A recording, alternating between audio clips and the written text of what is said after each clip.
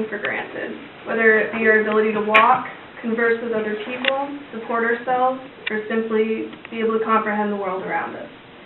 Schizophrenia is one of the most misunderstood and feared mental illnesses known to man and is often referred to as the cancer of mental diseases.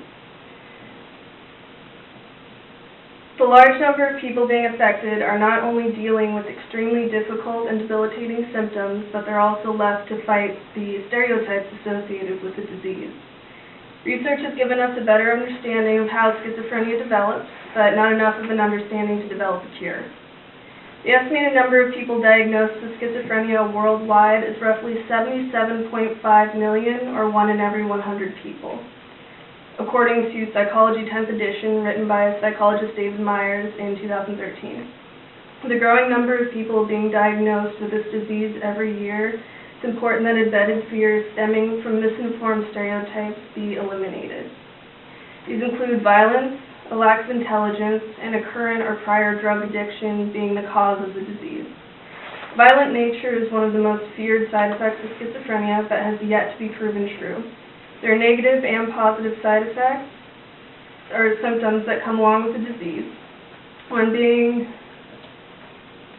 negative being a state of withdrawal, and positive being something that triggers a reaction from the patient. However, most of the time, positive symptoms don't extend any further than someone having an extremely amusing conversation with themselves. There was a study done in 2006 by a number of medical professionals that was published by ArchGen Psychiatry, focusing on the study of violent behavior in people with schizophrenia. The results were pretty contradictory to this assumption. There was, out of 1,410 participants, 80.9% reported no violence, 15.5% reported minor, and only 3.6% reported serious violence. Another major assumption is that these patients lack any sort of intelligence. This one is understandable in that conversing with a schizophrenic might leave you very confused. However, we have to be careful not to confuse disorganized thought with the absence of thought. The schizophrenic has way more incoming information to process than we do, with imaginary stimuli on top of the outside world. This will eventually lead to what is called selective attention. When the line between real and illusion becomes very unclear, the mind loses the ability to organize incoming stimuli relative to the situation, so it starts to process it in a random order, leading to the word salad that makes absolutely no sense to us. A lot of people have also been led to believe that you can develop schizophrenia through drug use. It's actually the other way around. Most patients begin using drugs after the onset of the disease as a way of justifying the symptoms without admitting to an illness other than addiction, which is way more acceptable.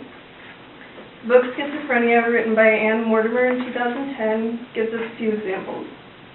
Cocaine will explain paranoia, while LSD gives an explanation for visual and/or auditory hallucinations, even though they were present before the drug was introduced.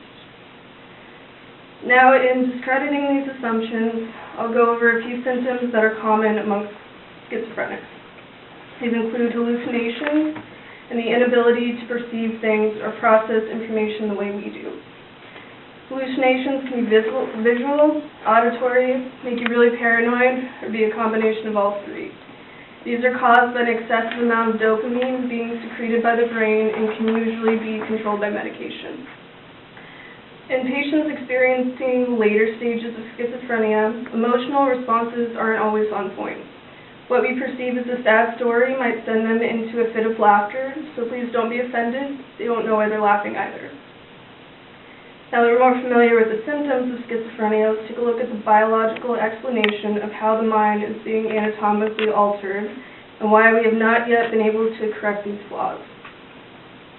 It has been determined that this disease is hereditary, so those developing symptoms are genetically predisposed. Minor malfunctions in multiple parts of the brain and a lack of matter responsible for transmitting signals cause neurons to become out of sync. We are now able to make a reasonable assumption about the presence of this disease based on MRI scans. Here's a copy of one taken from an article printed by Advances in Psychiatric Treatment of two identical twins. You'll notice the difference in the ventricles on the photo to the right, and that they seem much bigger. This buildup of cerebral fluid prevents proper neural function and is a telltale sign of schizophrenia. The treatments currently in place are somewhat effective, but they more so mask the symptoms instead of cure.